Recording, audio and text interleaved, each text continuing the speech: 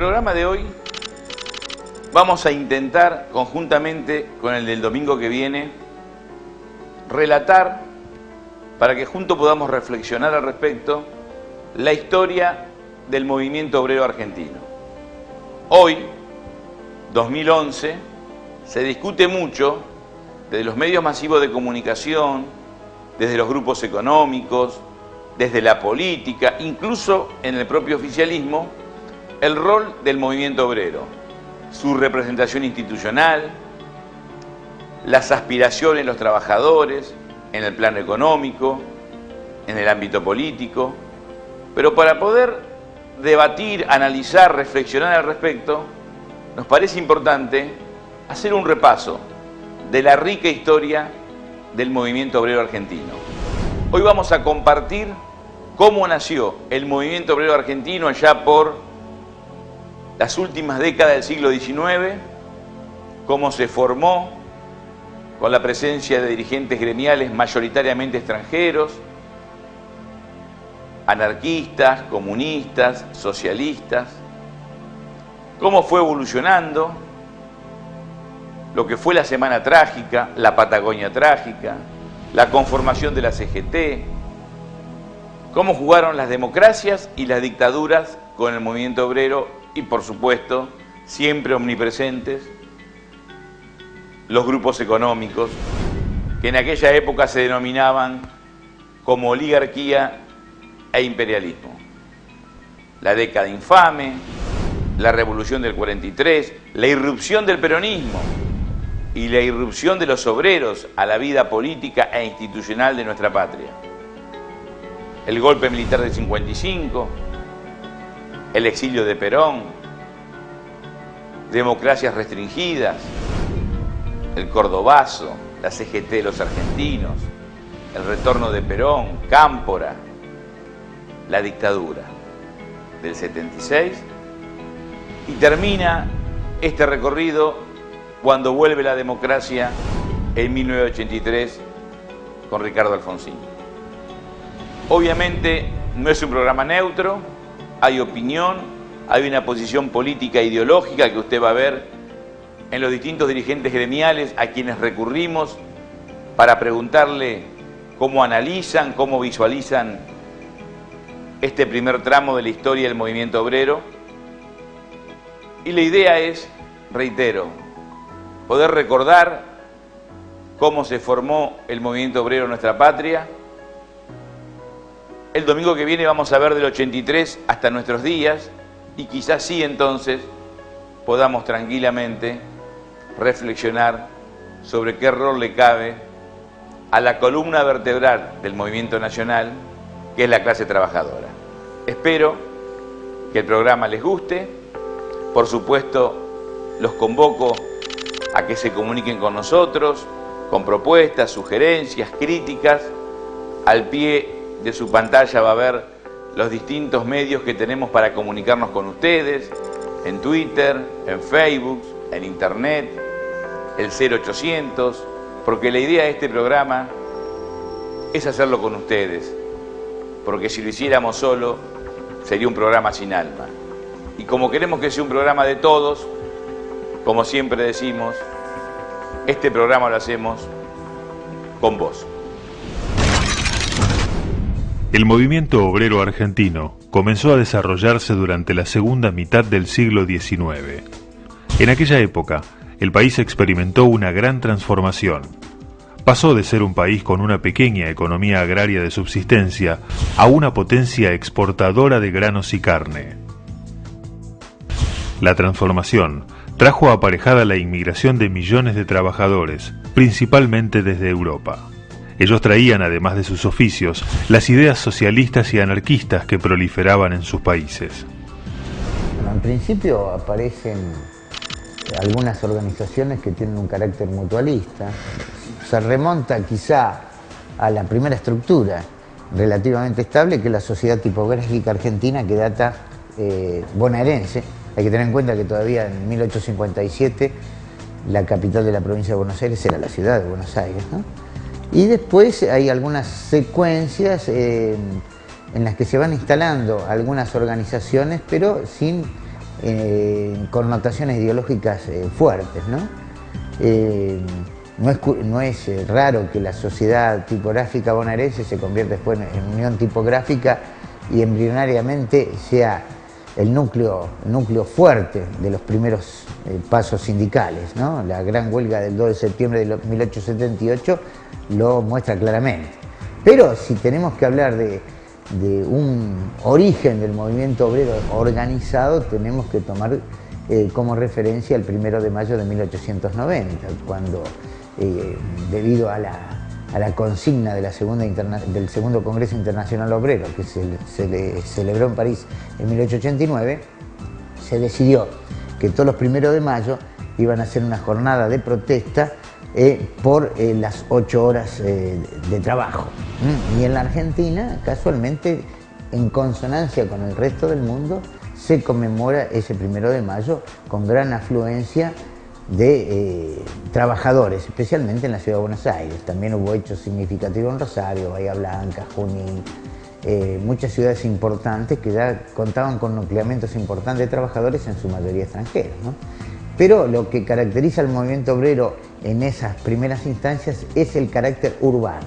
Se conforma un proletariado urbano que va dando consistencia a la protesta en forma organizada. Por eso el 1 de mayo de 1890 es emblemático en ese sentido, porque da lugar a la conformación de la primera Federación de Trabajadores de la región argentina, en 1891, y la aparición de un periódico que es El Obrero, donde se define ideológicamente la textura, en cierto modo, de este movimiento obrero incipiente. Al principio se organizaron en sociedades de socorros mutuos, según el lugar de origen, pero después fueron surgiendo las organizaciones según el oficio para defender sus intereses comunes. En 1901, con la unión de 27 gremios anarquistas y socialistas, se conformó la primera central, la FOA, Federación Obrera Argentina. Al año siguiente, los socialistas se abrieron para formar su propia central, la UGT, Unión General de Trabajadores. Los socialistas sostenían, al contrario de los anarquistas, que la lucha sindical debía ser acompañada por la lucha política a través de los partidos obreros. Las primeras luchas estuvieron orientadas a mejorar las condiciones laborales y a limitar las extenuantes jornadas que las empresas imponían a sus trabajadores. En 1909, ambas centrales, la anarquista y la socialista, convocaron a una manifestación en Plaza Lorea. La policía reprimió con sables y armas de fuego, asesinando a 8 trabajadores. Para repudiar la matanza y exigir justicia, se cumplieron 8 días de huelga general, 1 por cada trabajador asesinado. A raíz de estos sucesos, el movimiento obrero se unió para formar una central única, la CORA, Confederación Obrera Regional Argentina, que más adelante, tras nuevas fusiones, pasaría a ser la FORA. Durante la década siguiente se fortalecieron las distintas organizaciones, entre las cuales las más importantes eran las de los ferroviarios de la Fraternidad, los portuarios, los albañiles y los de obreros agrícolas.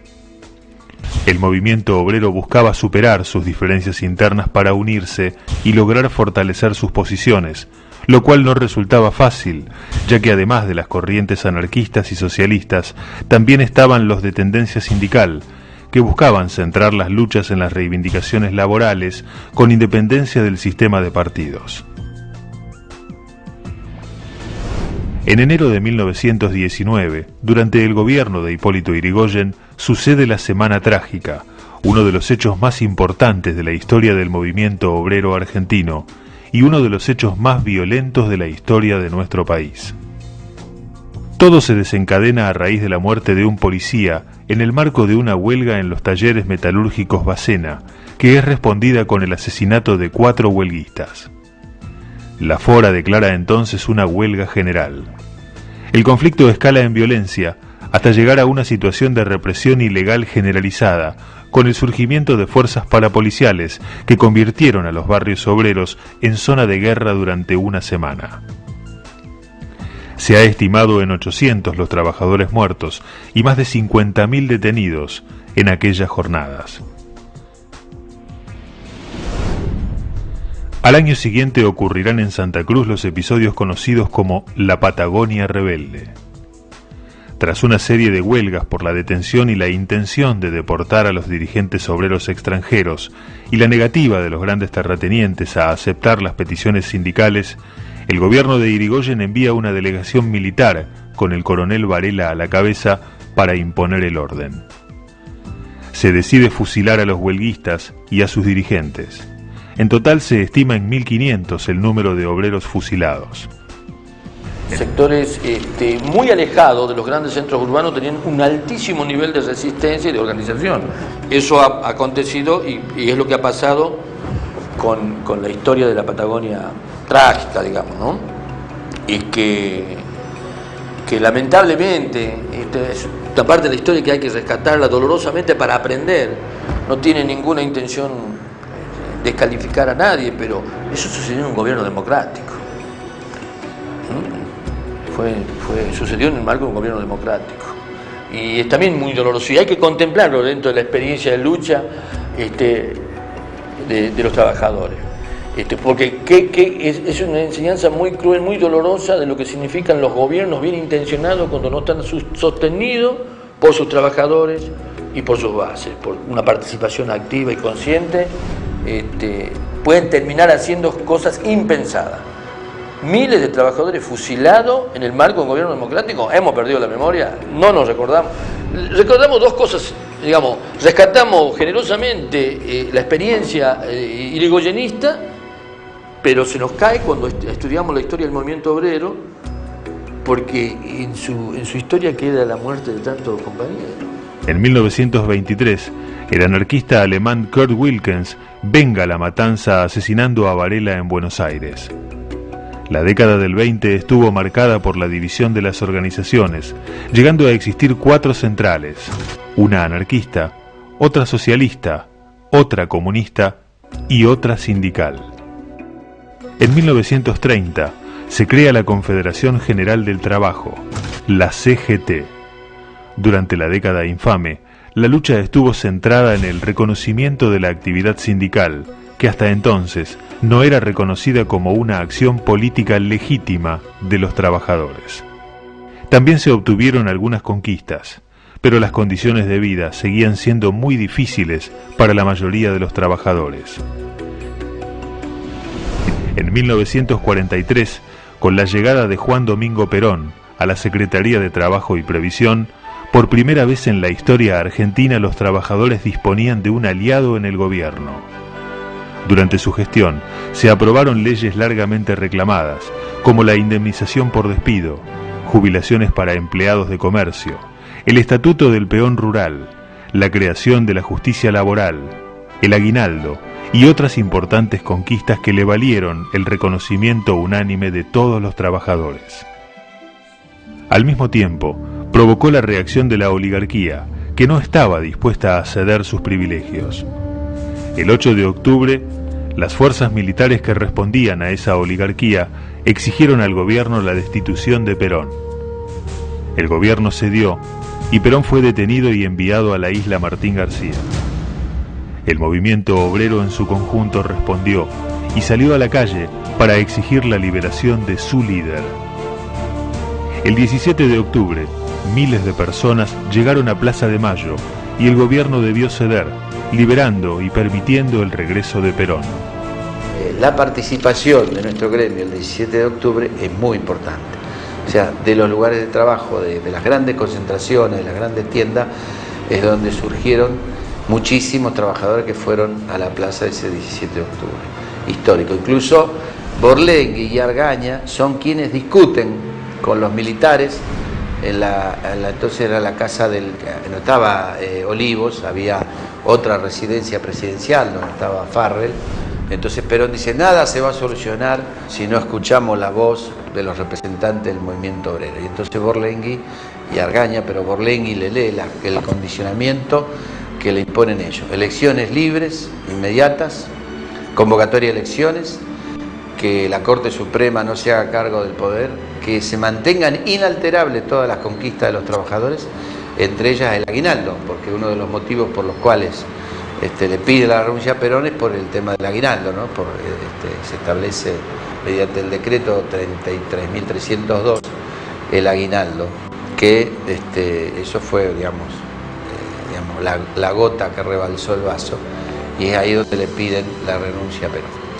Nunca más, nosotros siempre decimos, después de ese glorioso 17 de octubre, nunca más en la Argentina ningún gobierno, ni civil ni militar, pudo dejar de tener en cuenta la opinión de los trabajadores.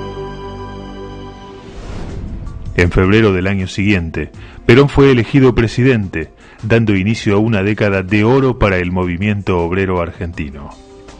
Y la gente que vivía bien, porque en los conventillos vos tenías, vivíamos en los conventillos, ¿viste? 40 familias con el baño afuera, el piletón. Bueno, y se empezó a hacer vivienda. La gente no quería ir a Bernal porque era lejos. No quería ir a Ezeiza porque era lejos. Entonces hacía vivienda, crédito de todo tipo. Entonces vos vivías de otra manera, ¿viste? Nos aprendimos a usar zapatos. Antes usábamos zapatillas de soga. Entre otras importantes conquistas, se destaca la adecuación salarial, que permitió acceder a una vida digna a la inmensa mayoría de los trabajadores, el fortalecimiento de los sindicatos, la generalización del acceso a la jubilación, un importante plan de obra pública, educación para los hijos de los trabajadores, acceso a la universidad a las clases menos favorecidas y una política integral de reconocimiento a los derechos laborales que pusieron al país a la vanguardia en legislación y equidad. La relación del pueblo argentino con Perón tenía una densidad que aún hoy no se ha podido romper. En esa densidad, en ese volumen, jugó un rol sustancial Eva Perón, Evita. Evita fue la abanderada de los trabajadores. Fue la que con su pasión, con su lucha, con el resentimiento que tenía contra los poderosos, los oligarcas, porque amaba a su pueblo, a los más humildes y a los descamisados, le transmitió a esa clase trabajadora ese espíritu de lucha, esa intransigencia incaudicable. La muerte de Evita fue un duro golpe, letal para el movimiento nacional.